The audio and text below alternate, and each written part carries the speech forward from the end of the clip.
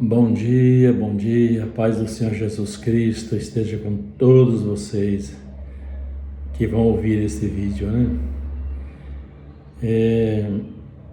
Eu vou agora fazer a leitura, dar uma explanada no texto, como a gente sempre faz, né? Aliás, como eu sempre faço aqui. Vamos ao texto então. A eternidade de Deus e a fragilidade humana.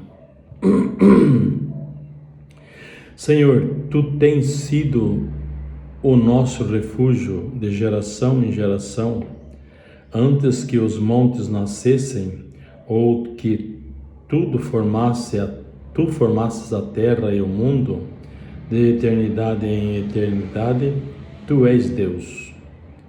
Tu reduzes o homem ao pó e dizes: tornai-vos pó, filhos dos homens.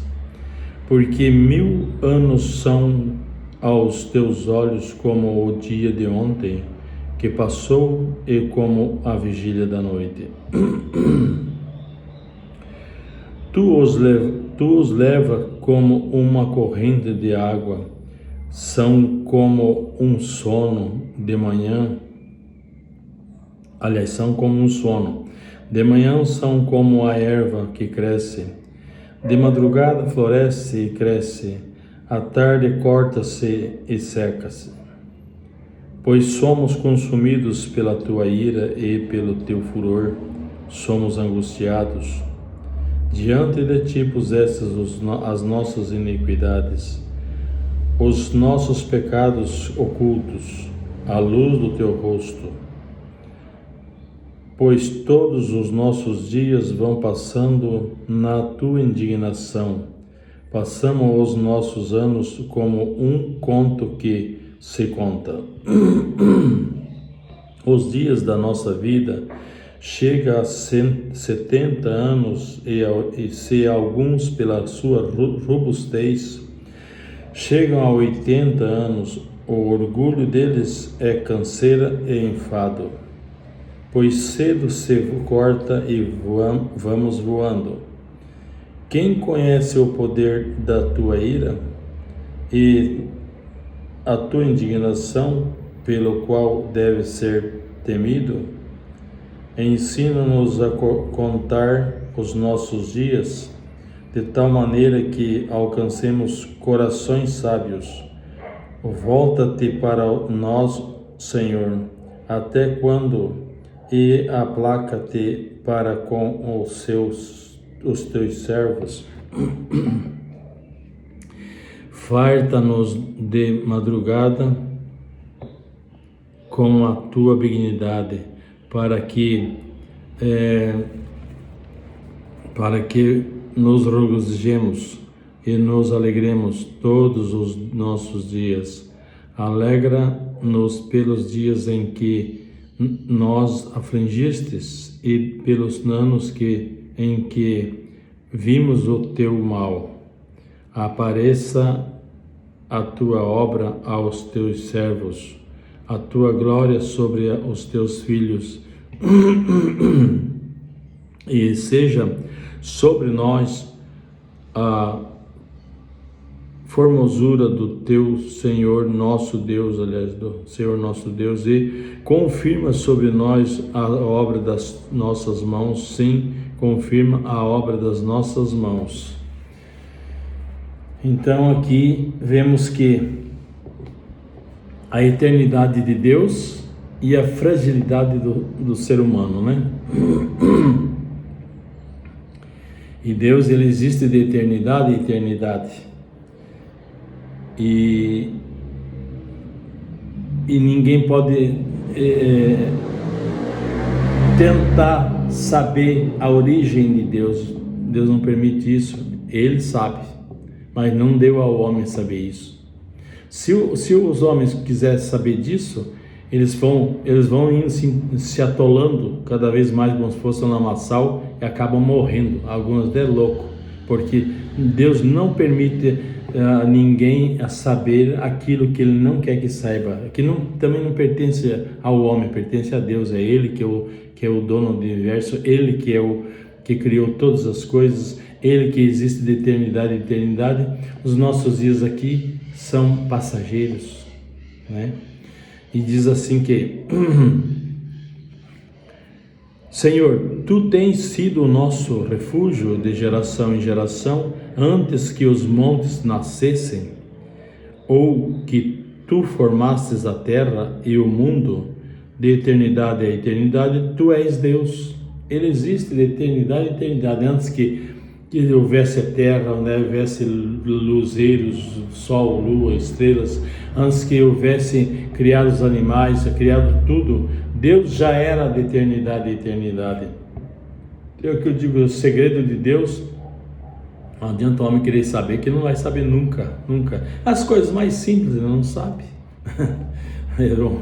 Ele não tem a mente do ser humano, ela é limitada.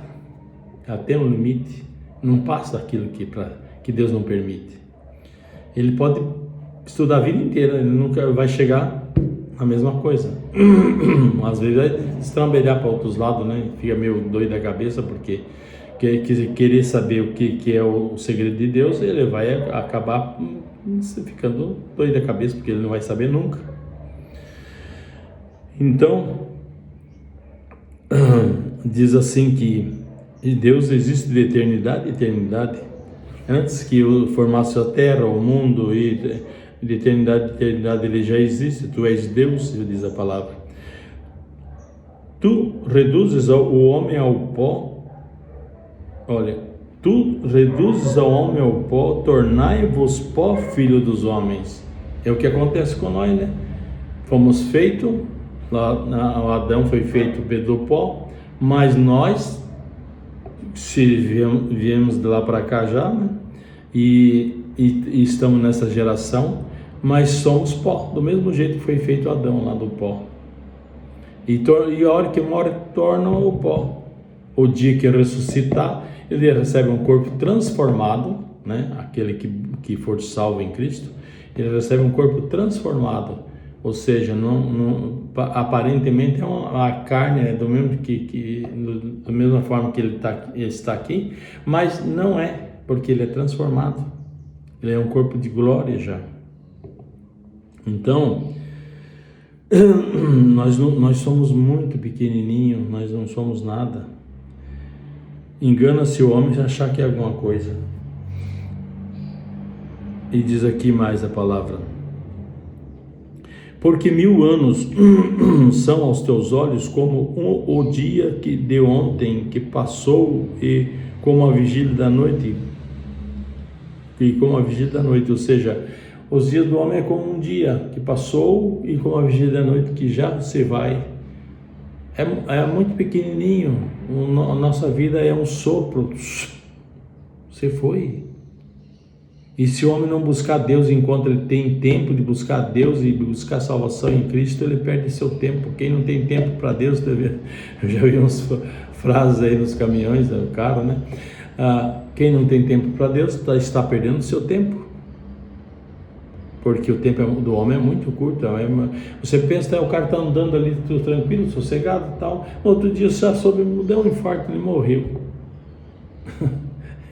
E se a pessoa não estiver preparada, certamente ele vai para o lugar errado, né? Por isso que nós temos que nos preocupar com a nossa salvação enquanto há tempo. Tu os leva como uma corrente de água, são como um sono, de manhã são como a erva que cresce, e de madrugada floresce e cresce, e à tarde corta-se e seca-se. Olha, ele é como a noite, né?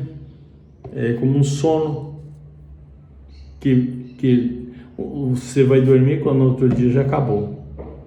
É como a erva que nasce, né? A erva que nasce e ela viceja da madrugada e cresce, à tarde corta-se e seca-se.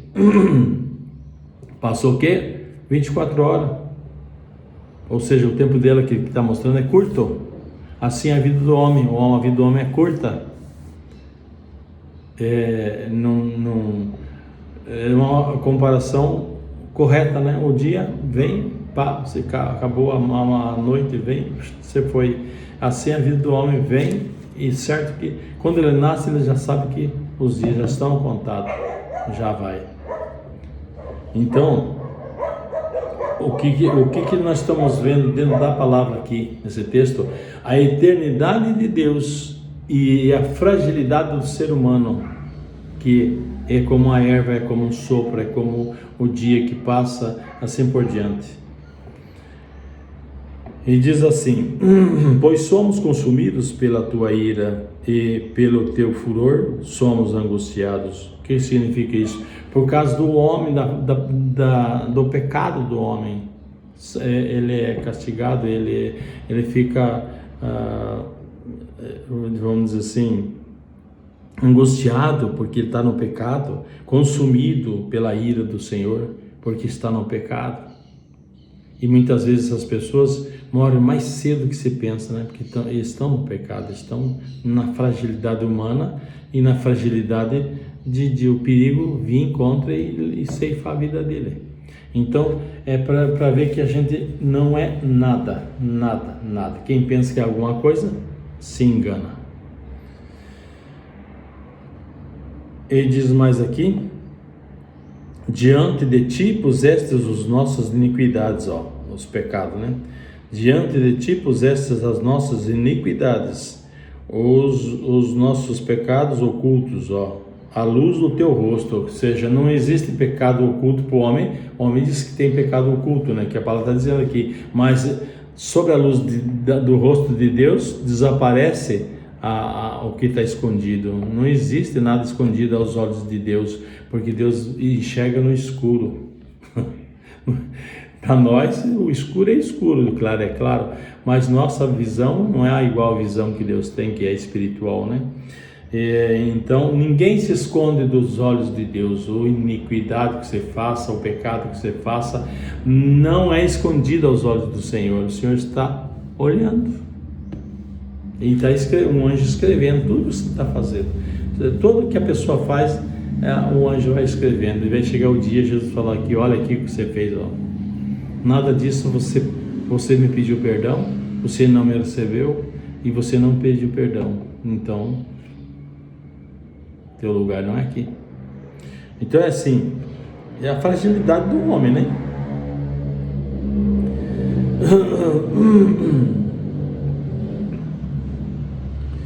Ele diz mais aqui: os dias da nossa vida chegam a 70 anos, e se alguns pela robustez chegam a 80 anos, o orgulho deles é canseira e enfado, pois cedo se vão, se corta e voamos.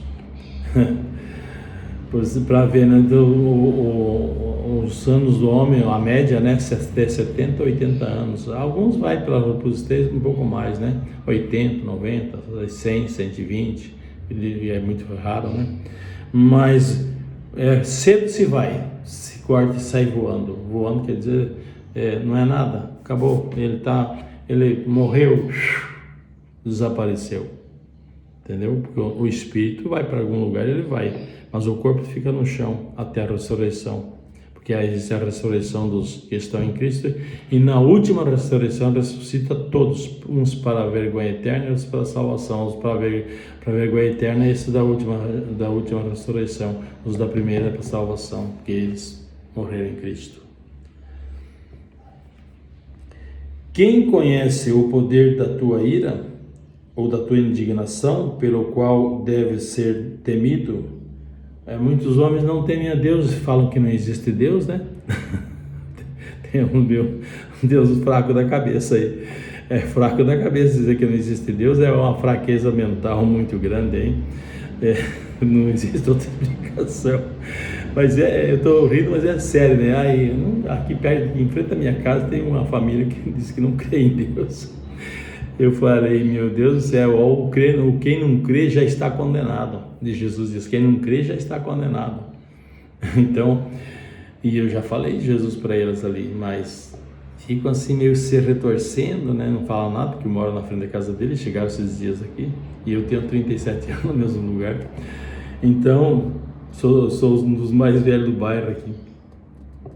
Hoje não é nem aqui, mas hoje o bairro se foi embora, já está quase em Cirolândia. Mas os dias do homem está assim, sempre foi assim, é como a fumaça que passa o vento e já leva, assim a vida do homem. Mas Deus da eternidade a eternidade sempre foi o mesmo Deus com o mesmo poder, e nós temos que ter temor a Deus, e o temor a Deus é o princípio da sabedoria, a palavra diz. O princípio da sabedoria é o temor a Deus. E diz aqui a palavra, ensina-nos a contar os nossos dias de tal maneira que alcancemos corações sábios. Então o salmista está falando, né? Que é um salmo de Moisés. Fala assim, que ensina-nos, Senhor, a contar os nossos dias para que alcancemos corações sábios. Volta-te para nós, Senhor, até quando aplaca-te para com os teus servos. Ou seja, aplaca a ira, né? Até quando? Porque, mas é por causa do pecado, né? Isso tudo acontece por causa do pecado, mas tem que ter o temor a Deus. A sabedoria, que está falando que dá-nos sabedoria, porque a sabedoria é o temor a Deus. É o princípio da sabedoria, o temor a Deus. Então, a palavra continuando aqui, estou quase terminando o tempo aqui. Farta-nos de madrugada com a tua benignidade, para que os regozijemos e nos alegremos todos os nossos dias. O Moisés está falando, né? Alegra-nos pelos dias em que nos afligistes, pelos anos em que vimos o mal. Quer dizer, está vendo, Moisés está explicando que em todos os dias da vida dele ele viu o mal. É para que Deus livre eles de tudo isso, e que tenha misericórdia do povo, tenha misericórdia deles, né? E diz assim, apareça a tua obra aos teus servos e a tua glória sobre os teus filhos, e seja sobre nós a formosura do Senhor, nosso Deus, e confirma sobre nós a obra das nossas mãos. Sim, confirma a obra das nossas mãos. Que tem obras que é boas, que o homem faz, e quando o homem tem um coração voltado para Deus, é obras boas, mas quando não é voltado para Deus, as obras são más. Então isso que Moisés está falando, confirma, porque ele era um servo de Deus, confirma as obras das nossas mãos, dos teus servos. Gente, meu tempo já estourou ali. Mas olha, dá para explicar um pouco da palavra, né? Pelo tempo que é curto, mas dá para entender.